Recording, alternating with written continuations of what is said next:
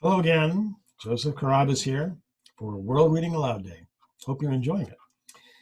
The final thing I'd like to read is from my anthology, Tales Told Around Celestial Campfires. These are all stories that have been published years ago in print.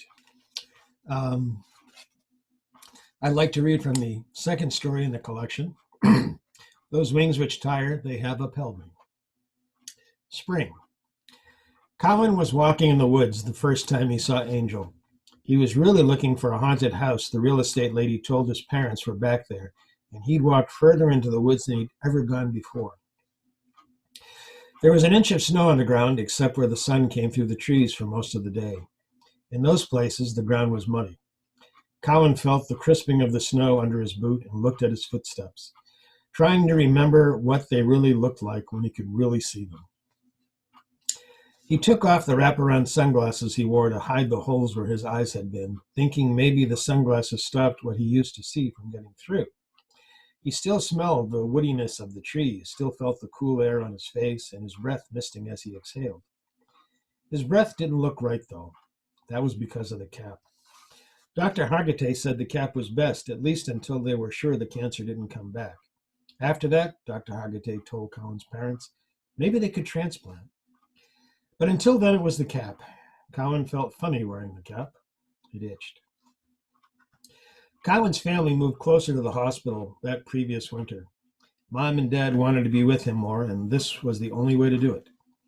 Colin knew there were lots of other kids whose parents had moved closer to the hospital, but few of those kids ever came out. He sniffed and wiped his nose on his sleeve. When Colin showed up at his new school after spring vacation, Kevin, who wasn't even in his class and had stayed back twice, followed Colin all over the playground, just walking behind him and sing-songing, I can't see, until Colin ran back into the school. Miss Flanders heard him in the boys' room and sent in Mr. Horley, the janitor, to see if everything was okay. Because Colin couldn't cry, Dr. Hargitay explained that when they removed his eyes, they had to take out lots more. The cancer, he told Colin, had done more than attack his eyes. Mr. Orley decided everything was okay. The next day, Kevin and three other boys, their arms locked over each other's shoulders like high school football champs celebrating a big win, walked behind Colin all of recess, their four voices singing Kevin's I can't see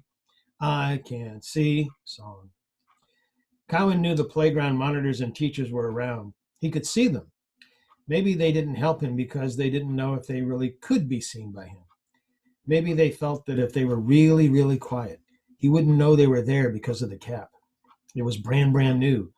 Not many people besides Dr. Hargitay and his friends understood it. Colin had heard Dr. Hargitay talk about how light was really electric and magnetic vibrations in space and how the brain didn't really need the eyes to sense those vibrations, that the cap could do it. But Colin didn't really understand. It didn't really matter to Colin anyway. On the third day, after Kevin and his football buddies spent half the recess following Colin around, Colin turned to face them. Kevin laughed and his buddies laughed and they sing-songed louder. I can't see. Colin took off his glasses and unhooked the cap. Only Dr. Hargitay, Mom, and Dad knew what Colin looked like without the cap.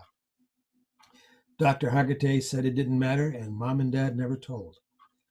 Two of the boys screamed and ran. One got sick and wet himself. Only Kevin stood his ground, staring at Colin but saying nothing, swallowing hard and snuffling until Colin walked away. That, again, is from Those Wings Which Tire, They Have Upheld Me, second story in Tales Told Around Celestial Campfires. Thanks for listening. Have a good day.